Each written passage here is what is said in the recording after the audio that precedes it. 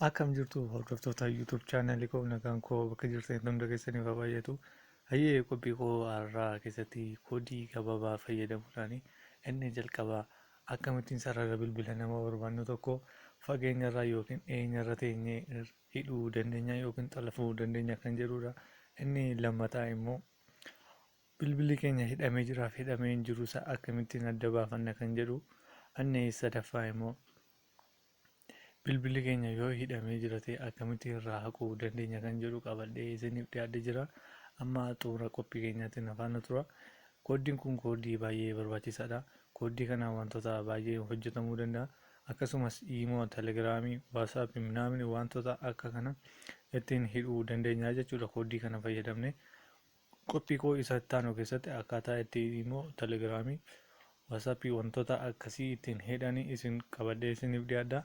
Ammaaf garuu koodii kana sarara bilbila namaa akkamittiin hidhuu yookiin xalafuu dandeenya kan jedhuu fi inni lammataa immoo eenyu akka hidhee jiruu fi hidhamee jiraaf hidhamee hin jiru isaa akkamitti adda baafanna kan jedhuu fi inni sadaffaa immoo yoo hidhamee jirate akkamitti irraa haquu dandeenya kan jedhu qabadhee isiniif dhiyaadhee jira. Hayyee gara qophii keenyaatti osoo hin darbin dura namoonni YouTube chaanalii kanaaf haaraa taatanii sabiskiraayib gochuu hin dagatina.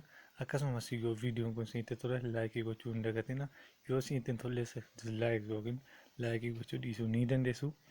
Hayyee yaada qabdan koomentii gochuu ni dandeessu. Hayyee mee gara qophii keenyaatti waliin haa darbinu.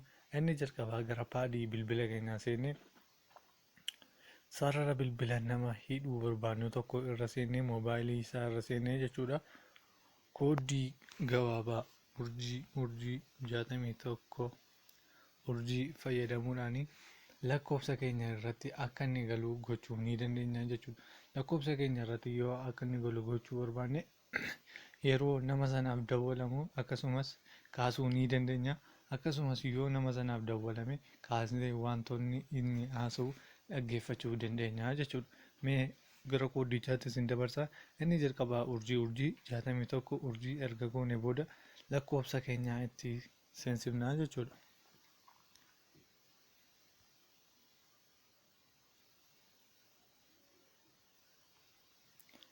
Gara lakkoofsa koo kanaatti akka inni darbuun gochaa jira jechuudha. Inni jalqabaa in goona erga hiineeti booda.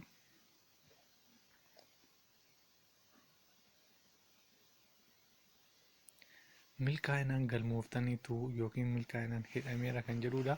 Hayyee erga hidhuusaa barreeti bilbila kana irratti yeroo bilbilamu qaxxitaa anaaf galaa jechuudha. Sararri namni yoo bilbilee fi anaaf galaa jechuudha. Akkasumas wantoonni yoo isaaf bilbilamani kaasnee dhaggeeffachuu ni dandeenya jechuudha. Koodii ammaan akka hidhamee fi hin hidhamiin jiru immoo akkamitti adda baafachuu dandeenya kan jedhuuf immoo inni jalqabaa ammas gara paadii keenyatti seennee hidhamee jiraaf hidhamee hin jiru isaa adda baafachuudhaaf inni jalqabaa urjii 61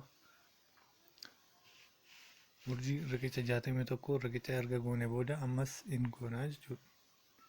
Akkasumas lakkoofsa nama hidhee jiru yookiin xalafee jiru adda nuuf baasaa jechuudha. Lakkoofsi kun deeqa addama duraa bilbila keessa hidhatee jira kan jedhutu isiniif dhufa.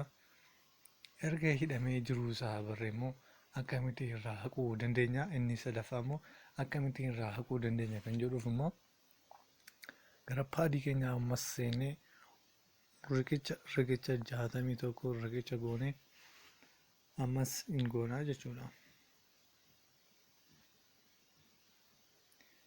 Milkaa'ina irraa haqxanii jirtu kan jedhu nuuf fidaa jechuudha. Bilbili keenya amma bilisa ta'eera yookiin nama hidhatee jiru sana irraa haqnee jirra jechuudha. Ammas irra deebi'ee mirkaneeffachuudhaaf akka sila bilbili keenya hidhamee jira jedhee nuuf fidee ture.